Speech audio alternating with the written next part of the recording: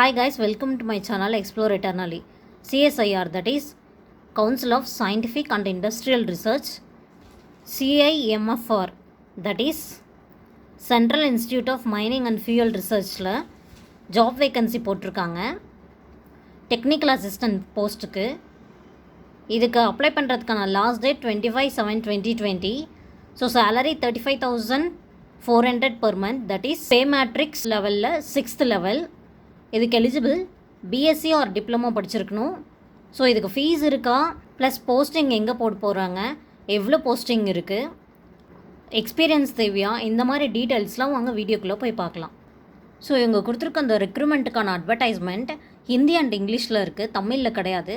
So நான் அதை வந்து தமிழில் உங்களுக்கு ஷார்ட்டாக எக்ஸ்பிளைன் பண்ணுறேன்.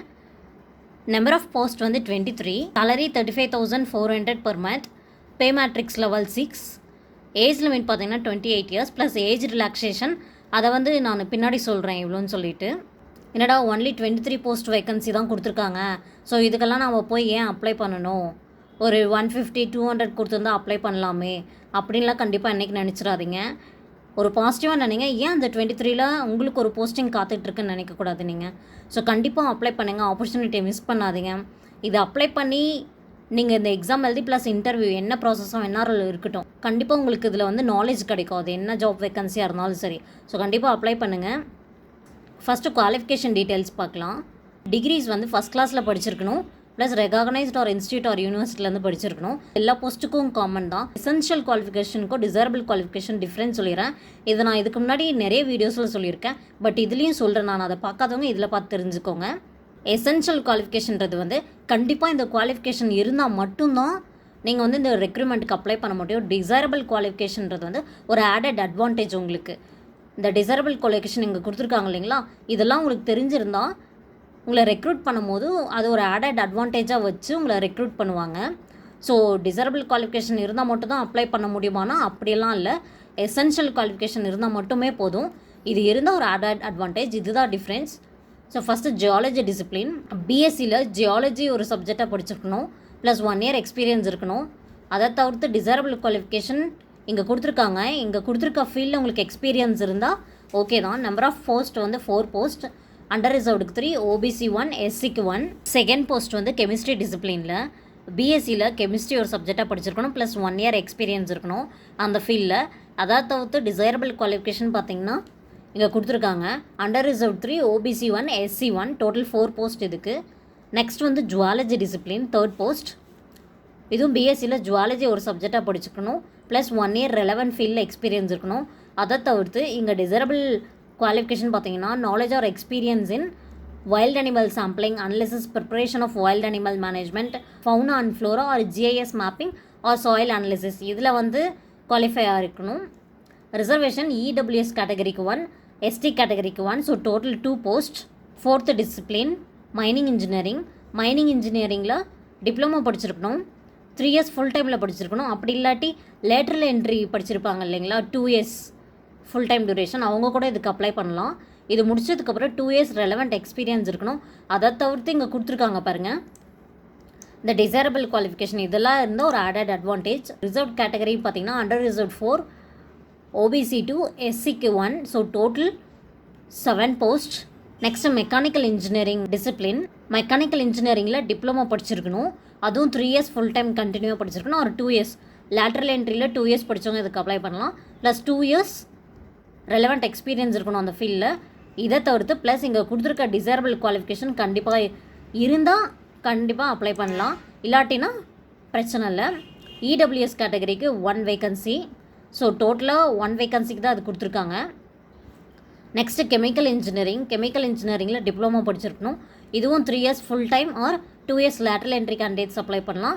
இதை தவிர்த்து 2 years எக்ஸ்பீரியன்ஸ் இருக்கணும் அந்த ரெலவென்ட் ஃபீல்டில். டிசைரபிள் குவாலிஃபிகேஷன் இங்கே கொடுத்துருக்காங்க. இது இருந்தால் ஒரு added advantage. Total 2 post, under ரிசர்வ்க்கு 1, ஓபிசிக்கு 1. Next electrical engineering. எலக்ட்ரிக்கல் இன்ஜினியரிங்கில் டிப்ளமோ படிச்சிருக்கணும், 3 years ஃபுல் டைமில் ஆர் 2 years ஃபுல் டைமில் லேட்ரல் என்ட்ரியில் படித்தவங்களும் இதுக்கு அப்ளை பண்ணலாம். இதை தவிர்த்து 2 years ரெலவெண்ட் எக்ஸ்பீரியன்ஸ் இருக்கணும் அந்த ஃபீல்டில். ப்ளஸ் இங்கே கொடுத்துருக்க டிசைரபிள் குவாலிஃபிகேஷன் இருந்தால் ஒரு ஆடட் அட்வான்டேஜ், இல்லாட்டினா பிரச்சனை இல்லை. ஓபிசி கேட்டகரிக்கு 1. ஸோ டோட்டலாக 1 போஸ்ட்டு தான். ஜென்ரல் இன்ஃபர்மேஷன் அண்ட் கண்டிஷன்ஸ் பற்றி பார்ப்போம். இங்கே கொடுத்துருக்க எல்லா போஸ்டிங்க்கும் செலக்ட் ஆனால் இதில் வந்து என்னென்ன இன்க்ளூட் ஆகும்னா டிஏ, ஹெச்ஆர்ஏ, டிஏ இந்த மாதிரி அலோவன்ஸ்லாம் இன்க்ளூட் ஆகும். லைக் சென்ட்ரல் கவர்மெண்ட் எம்ப்ளாயீஸ்க்கு என்னென்ன அலோவன்ஸ் இருக்கோ அது எல்லாமே இதில் இன்க்ளூட் ஆகும். செகண்ட் ரூல்ஸ் வந்து சிஎஸ்ஐஆரோட ரூல்ஸ் படி leave concession, travel concession, medical expenses, conveyance advance and house building advance இது எல்லாமே சிஎஸ்ஐஆர் ரூல்ஸ் படி கண்டிப்பாக உங்களுக்கு கொடுப்பாங்க ஒவ்வொரு போஸ்டிங்க்கும். ஸோ தேர்ட் பாயிண்ட், சிஎஸ்ஐஆர் வந்து எக்ஸலண்ட் ஆப்பர்ச்சுனிட்டிஸை கொடுக்குறாங்க டிசர்விங் கேண்டிடேட்ஸ்க்கு. ஸோ இதை யூஸ் பண்ணி கண்டிப்பாக இந்த ஆப்பர்ச்சுனிட்டியை கிராப் பண்ணிக்கோங்க டெக்னிக்கல் ஃபீல்டில். ஃபோர்த் ஒன், அப்பாயின்மெண்ட் வந்து எங்கே இருக்குன்னா சிஎஸ்ஐஆரோட எனி இன்ஸ்டியூட் ஆர் லெபார்ட்ரிஸ் இன் இந்தியாவில் எங்கே வேணாலும் அப்பாயின்மெண்ட் போடுவாங்க. தட் இஸ் போஸ்டிங் எங்கே வேணாலும் போடுவாங்க. கண்டிப்பாக நீட் இருந்தால் கண்டிப்பாக எங்கே வேணாலுமே ட்ரான்ஸ்ஃபர் கூட பண்ணுவாங்க. ஸோ எங்கே போய் ஒர்க் பண்ணுறதுக்கும் ரெடியாக இருக்கணும். Next age limit and relaxation மேலே சொல்லியிருந்தோம் இல்லைங்களா, காமனாக 28 இயர்ஸ் வந்து எக்ஸிட் ஆகிருக்கக்கூடாது. அதை தவிர்த்து சில கேட்டகரிஸ்க்கு வந்து ஏஜ் ரிலாக்ஸேஷன்ஸ் கொடுத்துருக்காங்க. அது என்னென்னு பார்ப்போம். ஃபஸ்ட் வந்து எஸ்சி ஆர் எஸ்டி கேட்டகரிக்கு 5 இயர்ஸ் ஏஜ் ரிலாக்ஸபிள் கொடுத்துருக்காங்க. ஓபிசி கேட்டகரிக்கு 3 இயர்ஸ். செகண்ட் வந்து ரெகுலர் எம்ப்ளாயிஸ், அதாவது சிஎஸ்ஐஆர் லெபார்ட்ரிஸ் இன்ஸ்டியூட்லேயே ஆல்ரெடி ஒர்க் பண்ணிகிட்ருக்கவங்க ப்ளஸ் பிஎஸ்லேயே ஒர்க் பண்ணிகிட்ருக்கவங்க இதுக்கு அப்ளை பண்ணால் அவங்களுக்கு 5 இயர்ஸ் ரிலாக்ஸபிள் கொடுக்குறாங்க. தேர்ட் பாயிண்ட் வந்து suppose widows, divorced women or women judicially separated from husbands இப்படிப்பட்ட கேண்டிடேட்ஸ் இருக்கவங்க அப்பர் ஏஜ் லிமிட் வந்து 35 இயர்ஸ் கொடுத்துருக்காங்க. இதில் வந்து கேட்டகரிஸ்க்கு தனித்தனியாக கொடுத்துருக்காங்க. இதிலே வந்து எஸ்சி ஆர் எஸ்டி கேட்டகரிஸ் அந்த கேண்டிடேட்ஸ் அந்த 40 இயர்ஸ் அண்ட் ஓபிசி கேட்டகரி அந்த 30 இயர்ஸ்.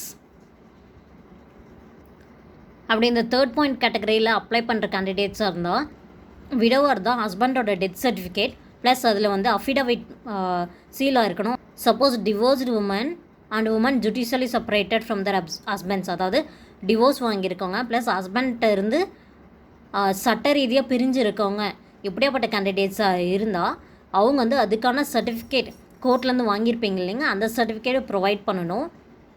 அண்ட் கண்டிப்பாக அவங்க வந்து ரீமேரி பண்ணியிருக்கக்கூடாது. ஸோ இதை வந்து பார்த்துக்கோங்க. ஸோ ஃபோர்த் பாயிண்ட் வந்து பிடபிள்யூடி கேண்டிடேட்ஸ் இதுக்கு அப்ளை பண்ணுறவங்களா இருந்தால் கண்டிப்பாக ஃபிசிக்கல் டிசபிலிட்டி 40% மேலே இருக்கணும். அது கீழே இருக்கவங்க இதுக்கு அப்ளை பண்ண முடியாது.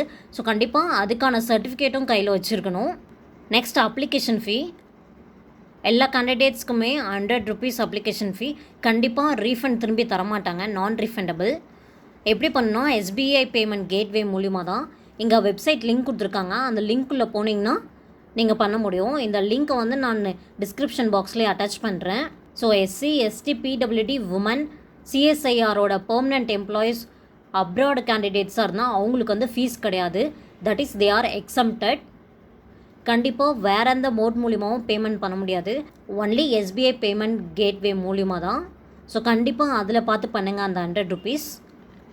நெக்ஸ்ட் வந்து மோட் ஆஃப் செலெக்ஷன், அதாவது எப்படி செலக்ட் பண்ணுவாங்கன்னா அவங்க கொடுத்துருக்க குவாலிஃபிகேஷன் அண்ட் எக்ஸ்பீரியன்ஸை வந்து மீட் பண்ணாதவங்க, அதாவது இப்போ ஃபார் எக்ஸாம்பிள் சொல்லணும்னா பிஎஸ்சி ஜுவாலஜி ஒரு டிசிப்ளின் கொடுத்துருந்தாங்க இல்லைங்களா, அதுக்கு பதிலாக நான் பிஎஸ்சி பாட்னி படிச்சிருக்கேன் நான் அப்ளை பண்ணுறேன் அப்படின்னு நினச்சிங்கன்னா அது ரொம்ப தப்பு. அவங்க கொடுத்துருக்க எஜுகேஷனல் குவாலிஃபிகேஷன் படிச்சிருக்கவங்க மட்டும்தான் அப்ளை பண்ணணும். கண்டிப்பாக அவங்க கேட்டிருக்க எக்ஸ்பீரியன்ஸ் இருக்கணும். அதை தவிர்த்து அது இல்லாதவங்க அப்ளை பண்ணுறவங்க வந்து கண்டிப்பாக வந்து அப்ளிகேஷனை ரிஜெக்ட் பண்ணிடுவாங்க. ஸோ அதனால் அப்ளிகேஷன் ஃபில் பண்ணும்போது கரெக்டான எஜுகேஷனல் குவாலிஃபிகேஷன், ரெலவெண்ட் எக்ஸ்பீரியன்ஸ் இருக்கான்னு பார்த்துட்டு கரெக்டாக ஃபுல்ஃபில் பண்ணுங்கள். தப்பாக ஃபுல்ஃபில் பண்ணிடாதீங்க. இந்த ரெக்ரூட்மெண்ட் ப்ராசஸில் ஏதாவது சேஞ்சஸ் இருந்தால் ஸோ அதை வந்து வெப்சைட்டில் தான் அவங்க வந்து தெரிவிப்பாங்க. தனியாக இன்டிமேஷனோ மெயிலோ அந்த மாதிரிலாம் எதுவும் சென்ட் பண்ண மாட்டாங்க. ஸோ அப் டு டேட் நம்ம வந்து வெப்சைட் செக் பண்ணிகிட்டே இருக்கணும். ஸோ அதர் கண்டிஷன்ஸ் 25/7/2020 இந்த அப்ளிகேஷன் ரீச் ஆகிடணும் போயிட்டு அவங்களுக்கு. ஸோ அந்த டேட்டை வந்து ஞாபகம் வச்சுக்கோங்க. ஸோ எக்ஸ்பீரியன்ஸ் வந்து பார்ட் டைம் பேசிஸில் இல்லை டெய்லி வேஜஸ் ஒரு கெஸ்ட் ரோல் ஃபேக்கல்ட்டி இந்த மாதிரிலாம் பண்ணியிருக்கவங்க வந்து அந்த கேட்டகரியில் வர எக்ஸ்பீரியன்ஸ் வந்து இதுக்கு வந்து ஏற்றுக்க மாட்டாங்க. ஸோ அதை வந்து ஷார்ட் லிஸ்ட் பண்ண மாட்டாங்க. So next how to apply, எப்படி அப்ளை பண்ணணும்னா வெப்சைட் லிங்க் வந்து நான் டிஸ்கிரிப்ஷன் பாக்ஸில் அட்டாச் பண்ணுறேன். அதில் போய்ட்டு வெப்சைட்டில் வந்து ஒரு அப்ளிகேஷன் ஃபார்ம் இருக்கும். அந்த அப்ளிகேஷன் ஃபார்ம் டவுன்லோட் பண்ணி பை ஹேண்ட் ஃபில் பண்ணுங்கள். கண்டிப்பாக ஃபில் பண்ணும்போது கரெக்டாக ஃபில் பண்ணுங்கள். எதுவாக இருந்தாலும் தப்பாக ஃபில் பண்ணிடாதீங்க. உங்கள் பேர்லேருந்து எல்லாமே உங்கள் சர்டிஃபிகேட்டில் எப்படி இருக்கோ அதை மாதிரியே ஃபில் பண்ணுங்கள். ஸோ ஃபில் பண்ணிவிட்டு இதை வந்து ஸ்பீட் போஸ்ட் ஆர் ரெஜிஸ்டர் போஸ்ட்டில் மட்டும்தான் அனுப்பணும். வேறு எந்த போஸ்ட்லேயும் அனுப்பிடாதீங்க. கொரியர் அந்த மாதிரிலாம் அனுப்பக்கூடாது. இங்கே கொடுத்துருக்க அட்ரஸ்க்கு வந்து நீங்கள் அனுப்புங்க. ஜார்க்கண்ட் ஸ்டேட்க்கு போய் சேரணும் 25/7/2020 அதுவும் பை 5:30 PM அங்கே போய் ரீச் ஆயிடணும். என்னடா இது ஜார்க்கண்ட் வரையும் அனுப்பணுமா அப்படின்னு கண்டிப்பாக நினச்சிடாதீங்க. நெகட்டிவாக நினைக்காதீங்க. நான் மேலே ஃபஸ்ட்டே சொன்ன மாதிரி தான் ஆப்பர்ச்சுனிட்டியை கிராப் பண்ணுங்கள். இதில் கண்டிப்பாக உங்களுக்கு கெய்னிங் இருக்கும், கெயின் இல்லாமல் இருக்காது. அந்த 23 போஸ்ட்டில் ஏன் உங்களுக்கு ஒரு போஸ்டிங்காக இருக்கக்கூடாது அப்படின்னு நினச்சி பாருங்கள். ஸோ அவங்க கொடுத்துருக்க லாஸ்ட் டேட் கடந்து வந்து உங்கள் அப்ளிகேஷன் போய் சேர்ந்தால் அது வந்து கண்டிப்பாக ரிஜெக்ட் பண்ணிடுவாங்க. நெக்ஸ்ட் வந்து ஃபோட்டோகிராஃப் கண்டிப்பாக இருக்கணும், இல்லாமல் இருந்தால் ரிஜெக்ட் பண்ணிடுவாங்க. சைன் பண்ணியிருக்கணும். நெக்ஸ்ட் செக்லிஸ்ட்னால் அப்ளிகேஷன் அனுப்புறதுக்கு முன்னாடி இதெல்லாம் கரெக்டாக அட்டாச் பண்ணியிருக்கீங்களான்னு சொல்லி செக் பண்ணிக்கணும். அதுதான். ஸோ ரெசிப்ட் முன்ன சொன்ன இல்லைங்களா, 100 rupees பே பண்ணியிருப்பீங்க. பே பண்ணாட்டினா ஒன்றும் பிரச்சனை இல்லை. பே பண்ணுறவங்க வந்து ரெசிப்டை வந்து டவுன்லோட் பண்ணி அதை கண்டிப்பாக அட்டாச் பண்ணணும். நெக்ஸ்ட் வந்து செல்ஃப் அட்டஸ்டட் காப்பீஸ் நான் மேலே சொன்ன மாதிரி date of birth, experience, educational qualification certificate, கேட்டகரிக்கான சர்டிஃபிகேட் இதை அட்டாச் பண்ணியிருக்கணும். கண்டிப்பாக self attested copies. Passport size photograph அதில் ஒட்டியிருக்கணும். கண்டிப்பாக சைன்ட் அக்ராஸ், அதாவது அதுலேயே செல்ஃப் அட்டஸ்டட் தான். ஸோ ஃபோட்டோ மேலே சைன் பண்ணியிருக்கணும். அப்ளிகேஷன் நீங்கள் ரெஜிஸ்டர் ஆர் ஸ்பீட் போஸ்ட்டில் அனுப்பும் போது செல்ஃப் அட்ரஸ்டு என்வெலப், அதாவது போஸ்டல் ஸ்டாம்ப் 22 rupees இதை வந்து வாங்கி இது கூட சேர்த்து அனுப்பணும். கண்டிப்பாக 2 அனுப்பணும், ஞாபகம் வச்சுக்கோங்க. ஸோ நோட் ஒன்று கொடுத்துருக்காங்க. மேலே அவங்க கொடுத்துருக்க டாக்குமெண்ட்டில் ஏதாவது ஒன்று மிஸ் ஆனால் கூட கண்டிப்பாக அப்ளிகேஷன் ரிஜெக்ட் பண்ணிடுவாங்க. All the best guys. இந்த வீடியோ உங்களுக்கு பிடிச்சிருந்தால் லைக் பண்ணுங்கள். ஏதாவது டவுட் இருந்தால் கமெண்ட் பண்ணுங்கள். உங்கள் ஃப்ரெண்ட்ஸ் கூட ஷேர் பண்ணிக்கோங்க. அப்போ தான் வந்து சில ஜாப் தேடுறவங்களுக்கு இது கண்டிப்பாக ஹெல்ப்ஃபுல்லாக இருக்கும். இனிமேல் வரப்போகிற என் வீடியோஸ் பற்றி தெரிஞ்சுக்க மறக்காமல் சப்ஸ்கிரைப் பண்ணிவிட்டு பெல் ஐக்கானை கிளிக் பண்ணிடுங்க. தேங்க்யூ ஃபார் வாட்சிங். Explore eternally.